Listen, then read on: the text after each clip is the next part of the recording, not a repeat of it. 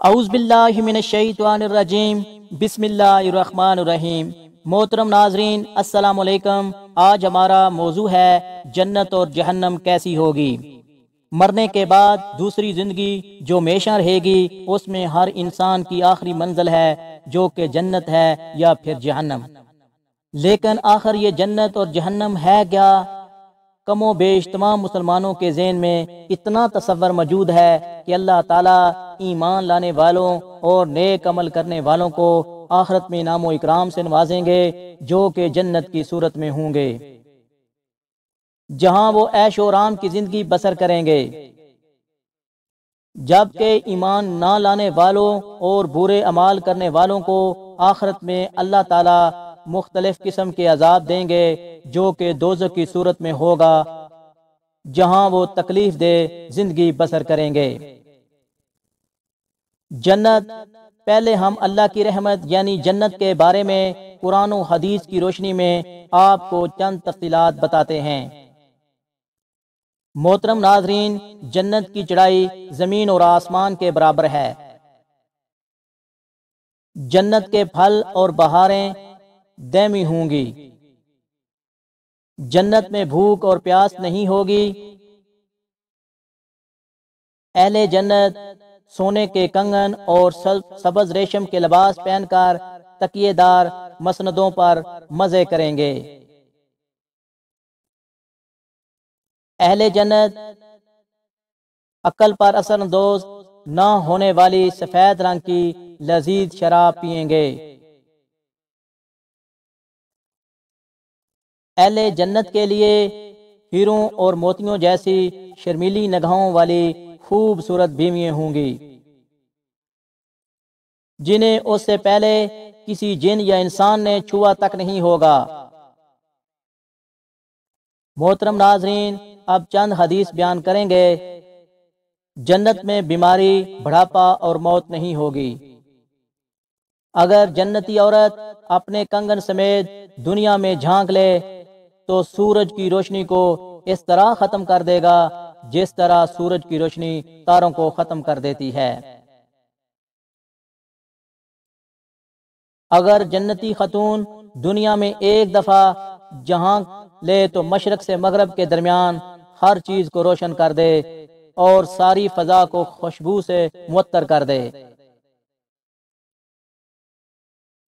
جنت کے محلات سونے اور چاندی کی اینٹوں سے بنے ہیں۔ اس کا گارا تیز خوشبو والا مشک ہے۔ اس کے سنگریزے موتی اور یاقوت کے ہیں اور اس کی مٹی زعفران کی ہے۔ جنت کے 100 درجے ہیں، ہر درجے کے درمیان زمین و آسمان کے برابر فاصلہ ہے۔ جنت کے پھلوں کا ایک گوشہ زمین و آسمان کی ساری مخلوق کے کھانے سے بھی ختم نہیں ہوگا۔ جنت میں ایک درخت کا سایہ اس قدر طویل ہوگا کہ اس کے سائے میں ایک گھوڑا سوار 100 سال تک چلتا رہے تب بھی سایہ ختم نہیں ہوگا۔ جنت میں کمان برابر جگہ ساری دنیا اور دنیا بھر کی تمام نعمتوں سے زیادہ قیمتی ہے۔ حوض کوثر پر سونے اور چاندی کے پیالے ہوں گے جن کی تعداد آسمان کے ستاروں کے برابر ہوگی۔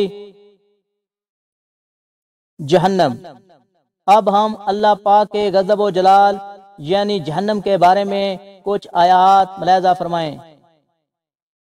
جہنمیوں کے لیے آگ کے لباس کاٹے جائیں گے، اس کے سروں پر کھولتا ہوا پانی ڈالا جائے گا جس سے ان کی کھالیں ہی نہیں بلکہ پیٹ کے اندر کے حصے تک گل جائے گا۔ جہنمیوں کے لیے آگ کا اوڑھنا اور آگ کا بچھونا ہوگا۔ جہنمیوں کی گردوں میں توق، ہاتھوں زنجیروں اور پاؤں میں بیڑیاں پہنا کر آگ میں گھسیٹا جائے گا۔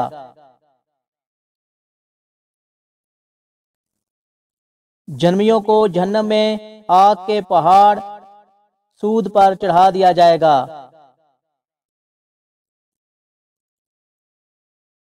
جہنمیوں کو پینے کے لیے زخموں سے بہنے والے خون اور پیپ کا امیزہ دیا جائے گا۔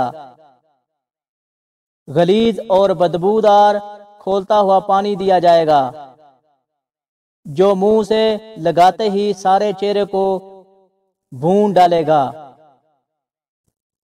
بد مزہ، بدبودار، کڑوا اور کانٹے دار درخت جہنمیوں کو کھانے کے لیے دیا جائے گا۔